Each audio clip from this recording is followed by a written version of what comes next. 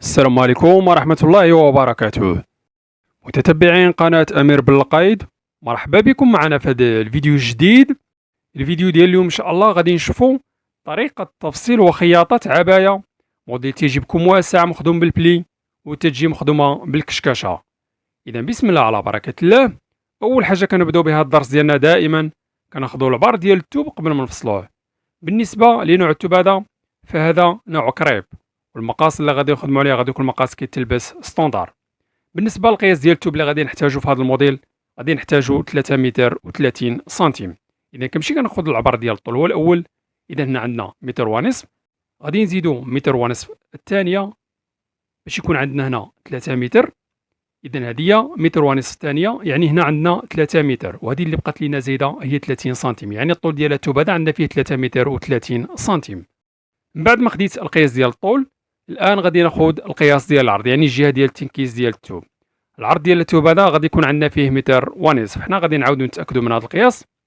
اذا العرض ديال الثوب هذا عندنا فيه متر ونصف، اذا متر ونصف هو قياس عرض هذا الثوب كما كتشوفوا معايا. وبالنسبه للطول عندنا فيه 3 متر و30 سنتيم. اذا الان كنشد هذيك الجهه اللي عندي فيها متر ونصف كنطويها في البدايه على 2، كنطلق الثوب على الطول ديالو وكنبقى تنقادو مزيان كما كتشوفوا معايا. اذا هنا الثوب طويناه على 2. الان اول حاجه غادي ناخذ القياس اللي غادي نحتاجو في طول الكوم. هنا غادي ناخذ العبر ديال 65 سنتيم، هو القياس اللي غادي نحتاجو بالنسبه في طول الكوم. نفس القياس 65 سنتيم. هنا غادي نفصل كل كوم بوحديتو. اذا هذه القطعه الاولى ديال الكوم، كنمشي كنقطع هذا العبر هذا اللي خلينا فيها 65 سنتيم. اذا هذا الكوم الاول غادي نحيدوه جانبا، وغادي نفصلو الكوم الثاني. بنفس الطريقه كنخلي الثوب مطوي على 2، وكنخلي الثوب مطوي على 2 كما كتشوفوا معايا هنا. بنفس الطريقه دائما الثوب مطوي على 2، وكنشيد هذيك القطعه الاولى ديال الكوم اللي كنا خلينا فيها 65 سنتيم، وغادي ننزلها على الثوب باش نقطع نفس العبار ديال الكوم الثاني. ضروري الثوب يكون متقاد كما كتشوفوا. خديت العبر على القطعه اللي قطعنا فيها الكوم الاول اللي هي 65 سنتيم. في حاله كان الكوم اطول من هذا يمكن لنا نزيدوه في هذا القياس، كان اقل يمكن لنا نقص منه.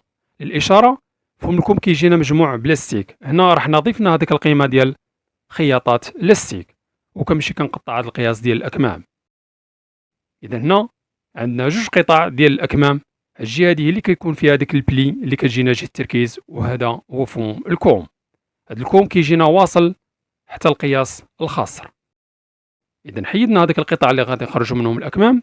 دابا غادي نقلب الثوب على الجهه ديال العرض باش غادي نفصلوا هذا الموديل، حيت هذا نوع الثوب كريب، النوع الجيد ما كيتيريش، يمكن لنا نفصلوه بالطول او بالعرض ما كاين حتى شي اشكال.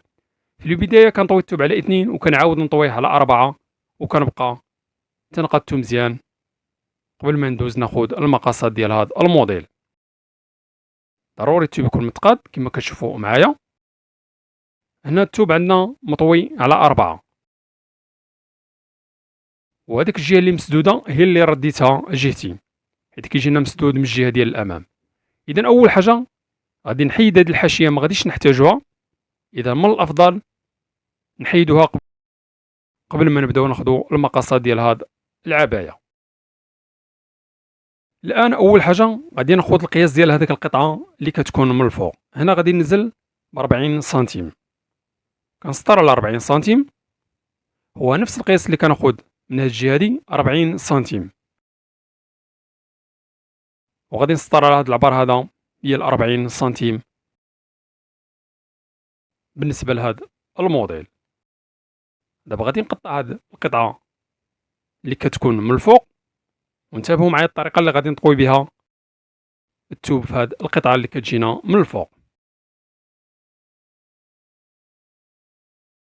هذه هي القطعه اللي كتكون من الفوق. هنا عندنا الجهه ديال الامام والجهه ديال الخلف. الان غادي نفرق ما بين الجهه ديال الامام وما بين الجهه ديال الخلف، باش الجهه ديال الامام كنطويوها بطريقه مختلفه على جهة الخلف. أنا كنمشي كنفرق ما بين الجهة ديال الأمام وما بين الجهة ديال الخلف. هنا أصبح عندنا جوج قطع، الجهة ديال الأمام والجهة ديال الخلف.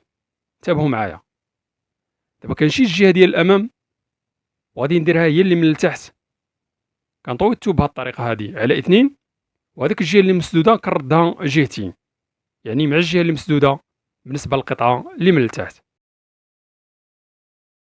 وكنقادو مزيان. هو عندي مطوي على 2. هنا غادي نخلي هذيك القيمة ديال الأزرار اللي كتجينا بجهة الصدر. هنا غادي ناخذ القياس ديال 4 سنتيم، هو نفس القياس 4 سنتيم كما كتشوفوا، هذه الجهة ديال الأمام، وغادي نسطر على هذا العبر هذا ديال 4 سنتيم باش يكون واضح. إذا سطرنا على هذا العبر بالنسبة لجهة الأمام، كنشيد الجهة ديال الخلف وغادي نطويها بنفس الطريقة اللي طوينا بها الجهة ديال الأمام، ولكن غادي نخلي الجهة ديال الأمام زايدة على الجهة ديال الخلف. كننزل الجهة ديال الخلف على حساب هذاك القياس اللي كنا حددناه ديال 4 سنتيم، وكنزيد هذيك القطعة اللي كتكون من الفوق، كنقد العبر ديال الجهة ديال الخلف مع الجهة اللي كتكون من التحت، وكنخلي هذيك القيمة ديال جهة الأمام زايدة حق الأزرار. إذا هنا خلينا 4 سنتيم الجهة ديال الأمام زايدة على جهة الخلف. هذه هي الجهة ديال الخلف هي اللي درناها من الفوق، والجهة ديال الأمام هي اللي درناها من التحت. وهنا كما كتشوفوا الثوب عندي مطوي على 4. إذا طوينا الثوب على 4، الجهة اللي مسدودة هي اللي رديتها جهتي. دابا غادي ناخذ القياس ديال رقبة العنق، عندنا هنا 8 سنتيم. هنا كناخذ القياس على الجهة ديال الخلف، كنسطر على 8 سنتيم وكنزل هنا بجوج سنتيم في هذيك الحفرة ديال العنق الجهة ديال الخلف، وكنسطر على الجهة ديال الكول. كنحيي الجهة ديال الخلف وغادي ناخذ القياس ديال الكول. هنا غادي ننزل ب 13 سنتيم وغادي ندير دورة الكول، وهنا كنطراسي دورة الكول بطريقة عادية بالنسبة لجهة الأمام. الآن كنرد الجهة ديال الخلف كما كانت على الجهة ديال الأمام، وغادي نكمل العبارات ديالي.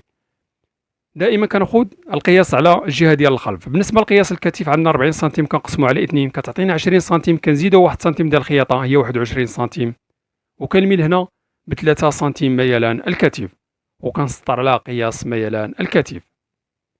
كنجي من بعد 3 ديال السنتيم وكننزل هنا ب 24 سنتيم، وكنحدد قياس دورة ربع الصدر، وغادي نسطر على هذا العبر هذا ديال 24 سنتيم. إذا سطرنا على 24 سنتيم. بالنسبة لقياس دورة ربع الصدر عندنا 29 سنتيم، غادي نزيدو 1 سنتيم ديال الخياطة هي 30 سنتيم.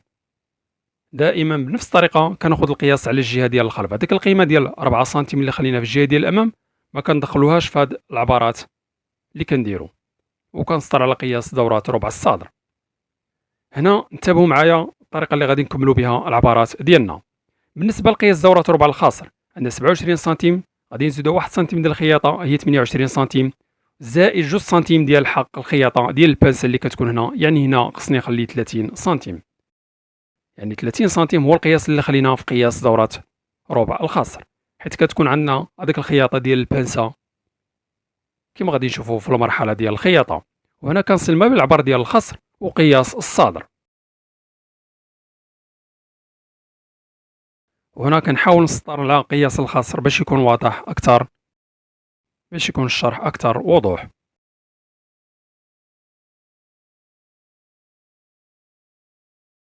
كنجي من هذا القياس هذا وكناخذ العبر شحال ما بقى لي هنا. إذا هنا بقات لي 13 سنتيم، كنقسمها على 2 كتعطينا 6 سنتيم ونصف، وكنحدد الوسط ديال هذا القياس، وكنجي من هذا المكان هذا وكندخل ب 14 سنتيم، وهذا 14 سنتيم يمكن تكون أقل ويمكن تكون أكثر.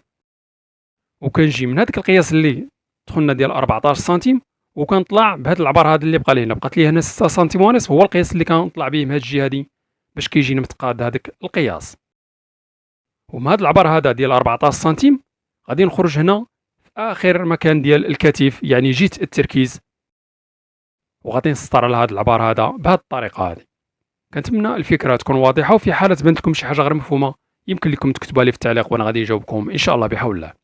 إذا كما كتشوفوا كنخرج من هذاك 14 سنتيم في اتجاه قياس الكتف من الأسفل من التحت جهة التركيز، وهنا كنسطر على هذا قياس الوسط. إذا خدينا العبارات ديالنا، دابا غادي ندوزو باش نقطعوا هاد المقاسات. كنقطع قياس الرقبة د العنق الجهة ديال الخلف، غادي نحيد الجهة ديال الخلف وغادي نقطع دورات الكول. هنا من الأفضل نطوي هذيك القياس ديال 4 سنتيم، عاد نقطع دورات الكول باش في المرحلة ديال الخياطة كيجينا متقاد مع دورات الكول. إذا قطعنا دورات الكول، كنرد الجهة ديال الخلف كما كانت وغادي نكمل التقطيعة ديال الكتف. كنمشي كنقطع الكتف بشكل عادي. ملي كنوصل لهنا هذا المكان هذا اللي كنا خرجنا فيه بهذاك القياس، كنهبط تنقطع، ما غاديش نهبط تنقطع حتى للتالي، كنوصل لهذا القياس هذا وتنوقف وغادي ندور تنقطع هذاك القطعة اللي كنا قسمنا هذاك العبار ديال 13 سنتيم، وغادي نمشي كنقطع هذاك العبار ديال هذيك القطعة اللي كنا هذاك القياس اللي كنا عندنا فيه 13 سنتيم قسمناه على 2، كتجينا بحال هكا. وهاد القطعة هذه اللي مازال عندنا راه حنا مازال غادي نقطعوها، ولكن حتى ناخذوا القياس اللي غادي ندخلوا في الكوم كما غادي نشوفوا. كنجي من هذا المكان هذا وغادي نطلع ب2 سنتيم باش ما يجونيش الجوانب، هذيك الخياطة ديال الجوانب نازلة من هذا المكان،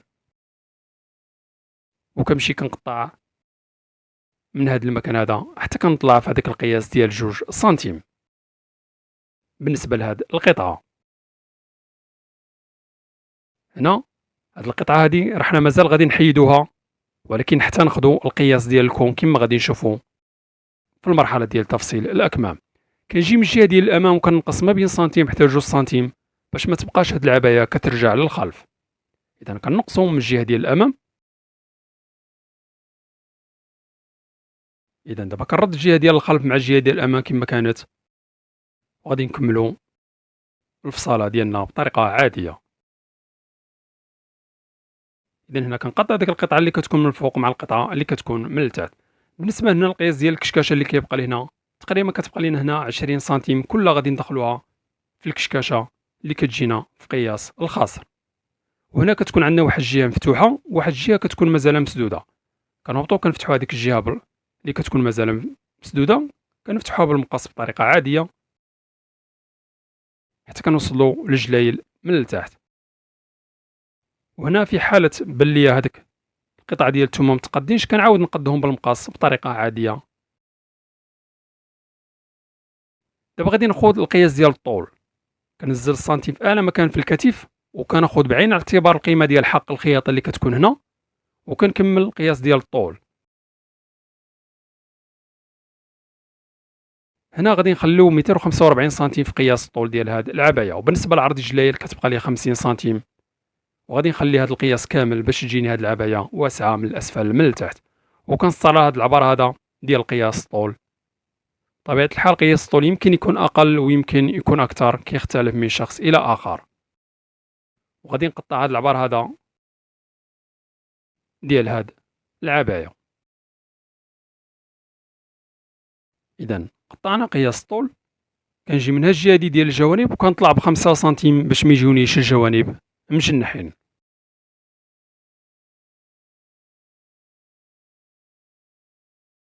وكنجي تقريبا من الوسط ديال هاد القياس وكنبقى تندخل في العبار حتى كنخرج في هذاك القياس ديال 5 سنتيم، يعني كنبدا رقيق حتى كنخرج في هذاك القياس ديال 5 سنتيم بالنسبة للقياس ديال الجوانب.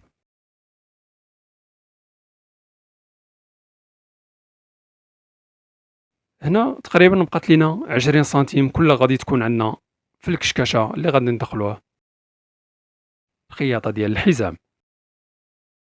إذا باش كنكونوا هكا فصلنا الجهة ديال الأمام والجهة ديال الخلف. الآن انتبهوا معايا غادي نفصلوا الأكمام. الأكمام هما أهم حاجة في هذا الموديل. إذا كنخلي هذيك الجهة ديال الأمام والجهة ديال الخلف حدايا حتى نكمل الفصالة ديال الأكمام باش غادي ناخذ القياس على هذيك القطعة اللي كنا خليناها. إذا هادو هما الأكمام. هنا كنا فصلنا 2 قطع، كل قطعة كنا فصلناها بوحديتها. كنشيد هذاك الثوب هو عندي مطوي على 2 ديال القطعة الأولى ديال الكم. هنا الثوب عندي مطوي على 2، الثوب يكون متقاد كما كتشوفوا. الثوب عندنا هنا مطوي على 2. كنشيد القطعة الثانية ديال الكم وغادي ننزلها بنفس الطريقة، وهذيك الجهة اللي مفتوحة هي اللي رديتها جهتي، وكنبقى تنقاد الثوب مزيان كما كتشوفوا معايا. ضروري الثوب يكون متقاد كما كتشوفوا.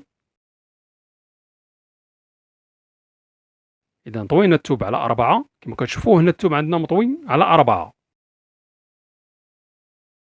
هنا بالنسبة لطول الكم غادي نخليو فيه 65 سنتيم. هذا العبار هذا داخل فيه الخياطة ديال اللاستيك وحق الخياطة اللي كتجينا من جهة الكتف. هنا كنمشي كنقاد هذاك الثوب من جهتين. إذا قدينا الثوب هنا فم الكم غادي نخلي فيه 35 سنتيم. كيجينا مجموع بلاستيك كما غادي نشوفوا في المرحلة ديال الخياطة. إذا هذا هو فم الكم اللي خدينا العبار ديال 35 سنتيم. دابا كنشيد هذيك القطعة ديال الثوب اللي كنا خليناها وغادي نقطعوها. غادي نخلي غير قطعة واحدة باش غادي ناخذ عليها القياس، والقطع الاخرين كنحيدهم. كنشيد هذيك القطعة وكنزلها مع هذيك الجهة ديال الكم من التحت، وغادي ناخذ عليها القياس.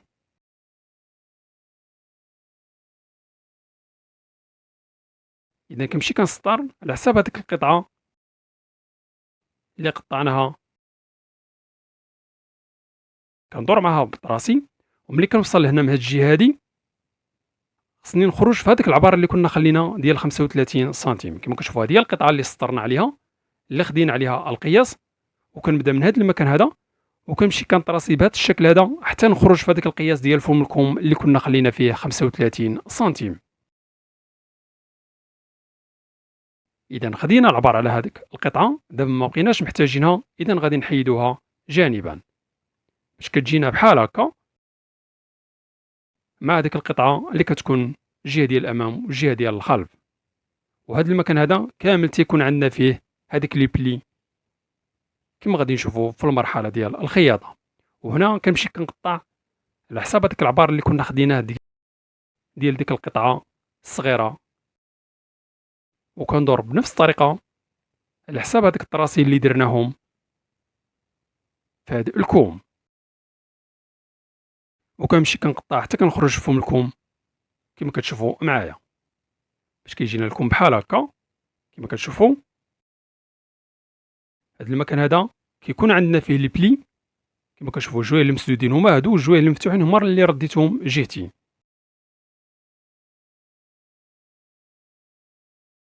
باش كيجينا بحال هكايا الاكمام. وهذا المكان هذا كامل تيكون عندنا مخدوم بلي بلي كما غادي نشوفوا في المرحله ديال الخياطه.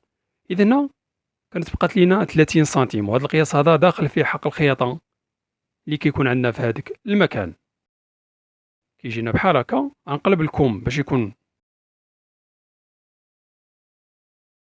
الشرح واضح اكثر كيفاش كتخيط. كتجينا بحال هكا كما كتشوفوا. الكم من التحت كيجي مخدوم بهذه الطريقه هذه، وكنشيد دابا هذيك القطعه اللي كتكون اللي كتجينا من التحت، يعني هذيك الصايه ديال الموديل اللي كتكون فيه الكشكاشه، وكتجينا مخدومه من هذا المكان، وكتجينا الكشكاشه هنايا في خياطات الخاصه. وهنا كتكون عندنا لي بلي في هذيك الكم تقريبا كتبقى لينا 35 سنتيم، كلها غادي تكون عندنا فيها لي بلي كما غادي نشوفوا في المرحله ديال الخياطه. اذا هذه هي اسهل طريقه باش نفصلوا بها بحال هاد انواع ديال الاكمام. كنتمنى الفكره تكون واضحه، وفي حاله تبان لكم شي حاجه غير مفهومه يمكن لكم تكتبوها لي في التعليق وانا غادي نجاوبكم ان شاء الله بحول الله. دابا غادي نفصلوا هذيك القطعه اللي غادي نفينوا بها الكول، يعني هذاك البي اللي غادي نفينوا به الكول. كنطلق الثوب على واحد بهذا الشكل هذا، كنشد واحده من هذيك القطعه ديال الثوب اللي كيبقاو لي شايطين، وهنا كنمشي كناخذ العبر ديال 3 سنتيم، نفس القياس 3 سنتيم ديال هذيك القطعه ديال الثوب اللي غادي نديروا بها التشطيب ديال الكول. وكنمشي كنقطع هاد القطعه ديال الثوب بالنسبة للطول واخا تكون زايدة ماشي مشكل، كنقصو منها في المرحلة ديال الخياطة. إذا هذه هي القطعة اللي غادي ندير بها التشطيب ديال الكول، وهذه هي القطعة العلوية، وهادو الأكمام ديال هذا الموديل، وهذه هي الصاية اللي كتجي من التحت الجهة ديال الأمام والجهة ديال الخلف. باش هكا كنكونو كملنا الفصالة ديال هذا الموديل بكل سهولة. كنتمنى الفكرة تكون واضحة. الآن غادي ندوزو للمرحلة ديال الخياطة. أول حاجة غادي نبداو بالجهة ديال الأمام. هذه هي ديك القيمة ديال الأزرار اللي كنا خلينا في الجهة ديال الأمام. كنقلب الثوب على الجهة ديال الوجه ديالو، وكنقد الكول. كنبقى تنقد الكول مزيان، وغادي ندير واحد العلامة في الوسط ديال الكول باش هذيك الخياطة ديال الأزرار تجينا متقادة في الوسط. هنا كنبقى تنقد هذيك القطعة الجهة ديال الأمام اللي كتكون من الفوق، ضروري الثوب يكون متقاد، وكناخد العبار ديال 4 سنتيم. كنعاود ناخد القياس كما كتشوفوا ديال 4 سنتيم. في الأول كنا طراسينا على الجهة الدخلانية ديال الثوب، أما هذا فهو الجهة ديال برا ديال الثوب. غادي نبدا الخياطة. كنعاود نقيس الكول من جديد، وكنبدا الخياطة ديالي بطريقة عادية. أنا كنهبط تنخيط بشكل عادي. ضروري خصني نحترم هذاك القياس ديال 4 سنتيم.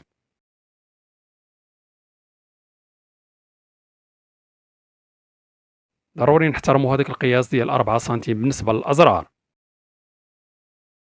إذا دابا كنشد هذيك الجهة ديال الأمام، وكنقلب الثوب بهذه الطريقة هذه، وكنشد هذاك 4 سنتيم اللي كنا خيطناها وكنفتحها بهذا الشكل هذا،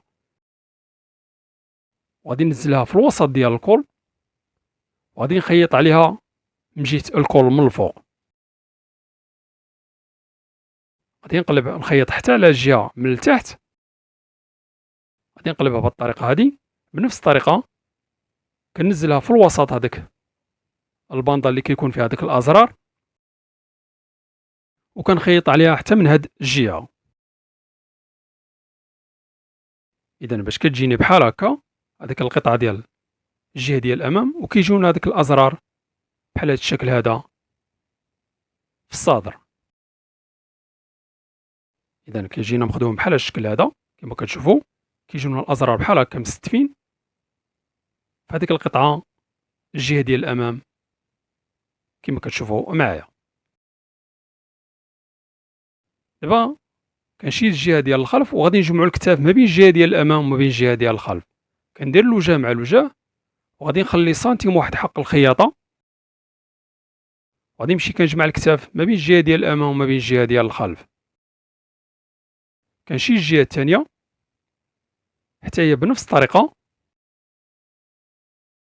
كنخلي سنتيم واحد حق الخياطة، كندير الوجه مع الوجه، وكنمشي تنخيط كنجمع الكتاف ما بين الجهة ديال الأمام وما بين الجهة ديال الخلف.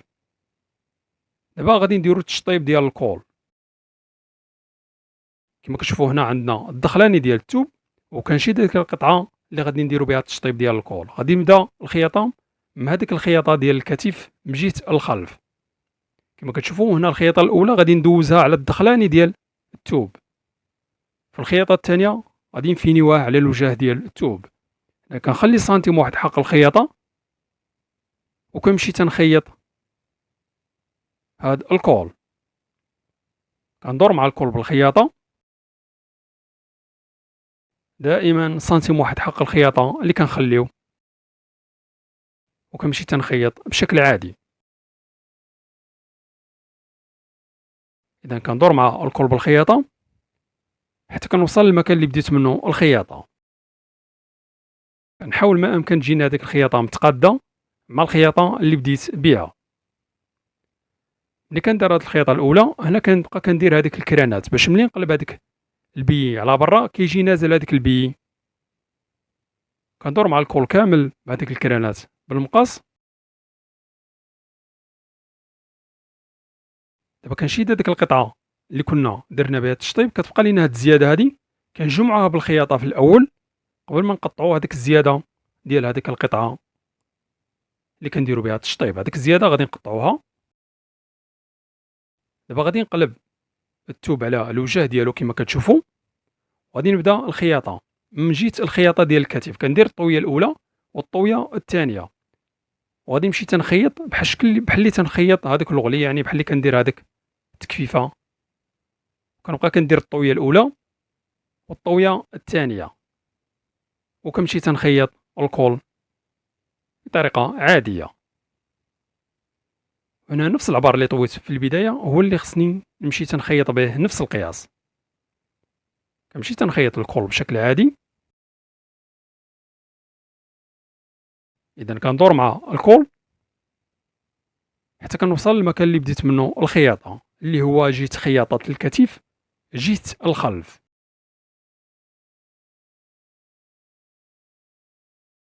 باش كيجينا الكول بحال هكا مفيني، ناخدو بطريقة زوينة كيما من برا كيما من الداخل كيما كتشوفوا معايا. إذا فينينا الكول بطريقة عادية، درنا ليه التشطيب بشكل عادي. دابا غادي نخدمو الأكمام. هذا هو الكم ديال هذا الموديل. هنا طوينا الثوب على 2 كما كتشوفوا، هذا هو فم الكم، وهذه هي الجهة اللي جهة التركيز اللي غادي يكون عندنا فيها هذاك لي بلي. هنا أول حاجة غادي ناخذ واحد القياس، غادي ناخذ القياس ديال 5 سنتيم، يعني 5 سنتيم غادي ندوز تنخيط، عاد نبدا كندير هذيك لي بلي، كنطراسي حتى الجهة اللي من التحت ديال الكم. يعني هنا 5 سنتيم الأولى ما غاديش نديرو فيها لي بلي، تنطلع كنخيط 5 سنتيم عاد نبدا كندير لي بلي.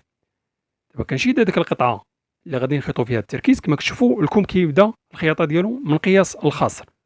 هنا من بعد ما طوينا الكم على 2 كنديروا واحد العلامة في الوسط باش نقسم هذيك العبارات ديال البلي.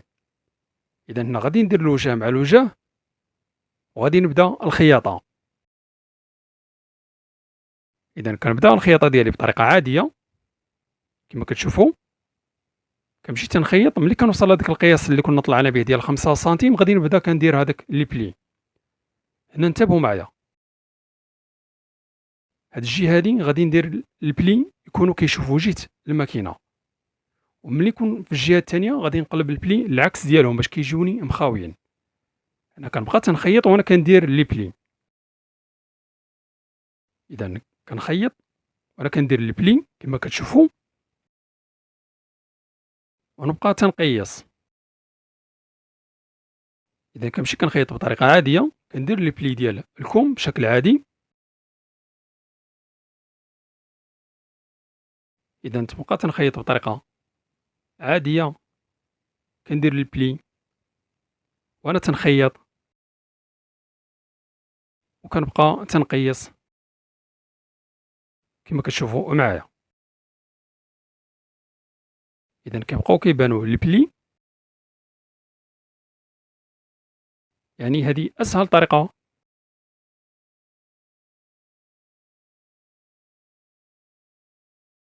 كيفاش يمكن لينا نفصلوا بحال هاد الموديلات اللي كيجيو لنا بحال هاد أنواع الأكمام.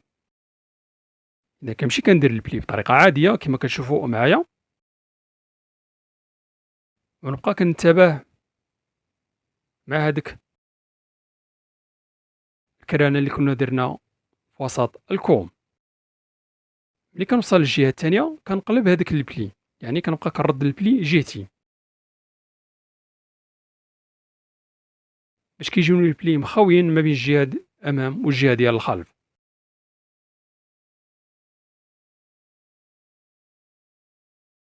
كنبقى كندير البلي حتى من هاد الجهة هادي كما كتشوفوا.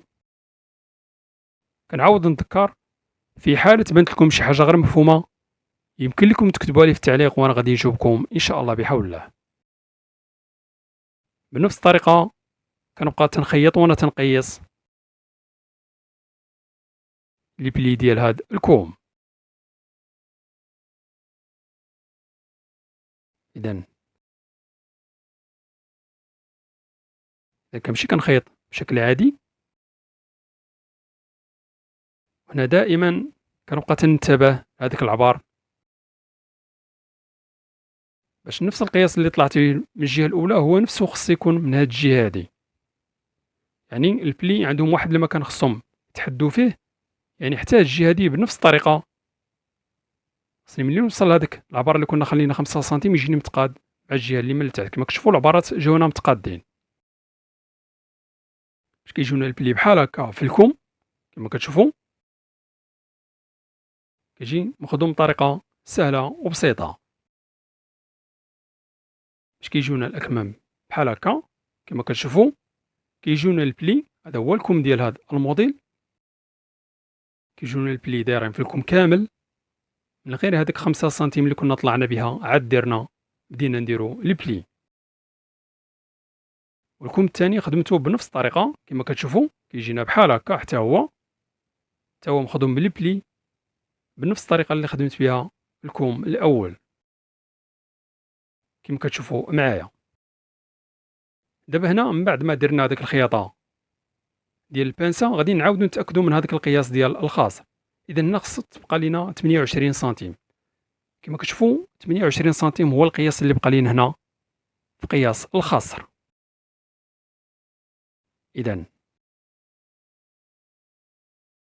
هذه هي أسهل طريقة باش كنخيطوا بها هاد الأكمام. كنتمنى الفكرة تكون واضحة. دابا غادي ندوز نخيط هذيك الكشكاشة. كنرخو في الطونسيون كنزيد في العبار ديال الغرزة، هذاك الكشكاشة اللي كتجينا في خياطات الخاصر. كنمشي هنا كنخيط على الحريف ديال الثوب. إذا هذه الجهة ديال الأمام، كنشيد الجهة ديال الخلف بنفس الطريقة. كنمشي كنخيط على الجهة ديال الخلف، كنمشي كنخيط على الحريف ديال الثوب. دابا كنرد هذاك الطونسيون كما كان، والعبر ديال الغرزة كنردو القياس اللي كان عندي من قبل. دابا كنشيد هذاك الخيط ديال الكانيط وكنبقى تنجر. انا كنجر هذاك الخيط ديال الكانيط وهذيك الكشكاشه كتبقى كتجمع، يعني هذاك التكماش كيبقى كيتجمع لينا في الخياطه اللي كتجينا جهه الخاص. وكنبقى تنفرق هذاك الكشكاشه على هذاك العبار كامل، وكنشيد هذيك الجهه اللي غادي نخيطو معها وكنبقى تنقيس معها. ملي كيجيني العبار متقاد كندوز للمرحله ديال الخياطه. جاني العبار ناقص او زايد كنبقى اما تنرخو في هذاك الخيط واما كنزيد نجر الخيط. كنخلي سنتيم واحد حق الخياطه وكندير لوجه مع لوجه وكنمشي تنخيط. هنا يمكن لكم ديروا هذيك الجهه اللي في الكشكاشه يمكن لكم ديروها من الفوق باش تحكموا فيها اكثر. هنا انا درت الكشكاشه هي اللي من التحت وكنمشي تنخيط عليها. كنخلي سنتيم واحد حق الخياطه، وهذيك الكشكاشه ضروري خصها تكون متفرقه على هذيك القياس كامل باش ما تكونش مجموعه غير في مكان واحد. وهنا نبقى تنخيط وانا تنقيس باش ما تجينيش جهه زايده على جهه. اذا هذه الجهه ديال الامام خيطناها. دابا غادي نخيطو الجهه ديال الخلف بنفس الطريقه. كندير لوجه مع لوجه وغادي نخلي سنتيم واحد حق الخياطه وغادي نمشي تنخيط ما بين الجهه ديال الامام وكنمشي كنخيط بطريقه عاديه. هذه الجهه ديال الخلف. اذا كنمشي كنخيط كما كتشوفوا.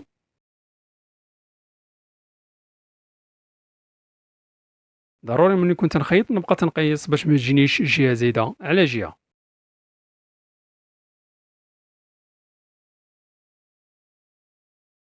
اذا الجهه ديال الخلف كنخيطوها بنفس الطريقه اللي خيطنا بها جهه الامام.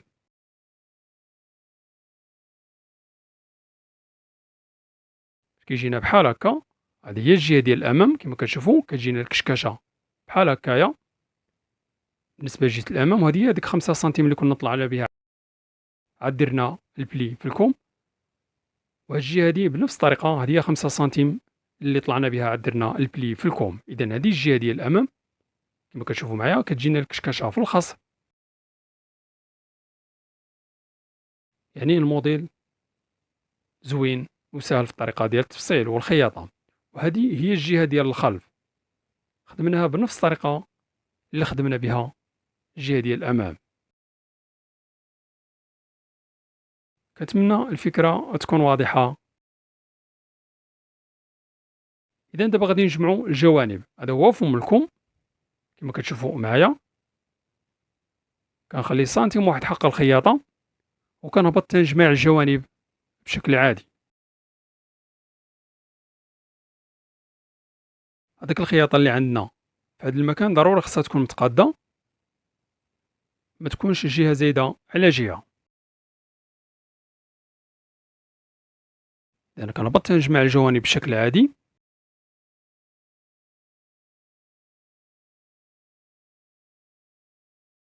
ملي كنت نجمع الجوانب ضروري نبقى تنقاد باش ما تجينيش شي جهة زايدة على جهة. الجهة الثانية ديال الجوانب خدمتها بنفس الطريقة.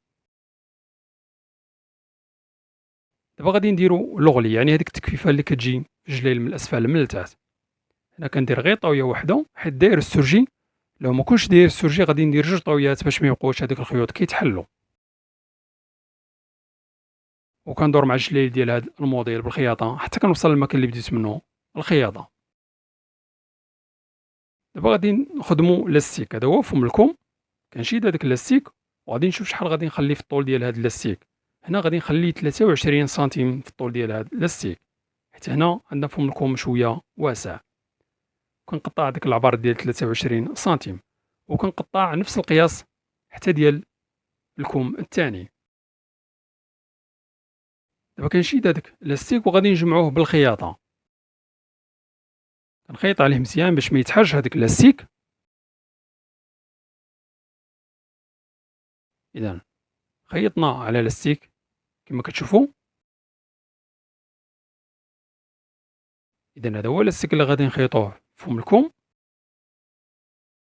دابا كنشيد هذاك فم الكم وكندير اللاستيك من الداخل وكنقلب هذاك الثوب على هذاك اللاستيك، ونحاول هنا في الخياطة اللاستيك ما نقيسوش بالخياطة باش كيبقى كيدور في فم الكم. كنخلي اللاستيك من الداخل وكنمشي كنخيط على الثوب. كندور مع فم الكم بالخياطة، وهنا كنبقى كنجر هذاك اللاستيك باش نكمل الدورة كاملة ديال خياطات فم الكم. هذا علاش ما خصناش نقيسو لاستيك بالخياطة. الا خيطنا على لاستيك راه ما غاديش يتجر لينا بحال هكا. اذا من الافضل ما نقيسوش لاستيك بالخياطة باش اللاستيك كيبقى كيتحرك في فم الكم وكنكمل الخياطة ديالي بطريقة عادية حتى كنوصل للمكان اللي بديت منه خياطة ديال هاد لاستيك، يعني هي هذيك الخياطة اللي جمعنا بها الجوانب باش كيجينا فم الكم بحال هكا مجموع بلاستيك، والكم كيجينا واسع كما كتشوفوا معايا. يعني موديل سهل وبسيط، وكيجينا البلي هنا جهة التركيز كما كتشوفوا معايا. الان غادي نركبوا هذاك الازرار اللي كيجيونا في الصدر وغادي نشوفوا الشكل النهائي ديال هذا الموديل. كنتمنى الفكرة تكون واضحة. وهذا هو الشكل النهائي ديال هذا الموديل كما كتشوفوا. الكول درنا له تشطيب بالبي كيجي فيني مخدوم بطريقة زوينة. الصدر درنا فيه هذيك الازرار كما كتشوفوا. بالنسبة الكشكشه كتجينا هنا في الخصر في الجهه ديال الامام وفي الجهه ديال الخلف، وهذا هو الكم ديال هذا الموديل كيجي واسع مخدوم بالبلي كما كتشوفوا معايا، يعني كيجي عريض. موديل رائع جدا كما كتشوفوا معايا. وهنايا فم الكم جمعناه بلاستيك والكم كيجي واسع مخدوم بالبلي، وبالنسبه للعرض فهو كيجي واسع من الاسفل من التحت. كنتمنى تكونوا استفدتوا من الفيديو ديال اليوم. الله تبارك الله عليكم، والسلام عليكم ورحمه الله وبركاته.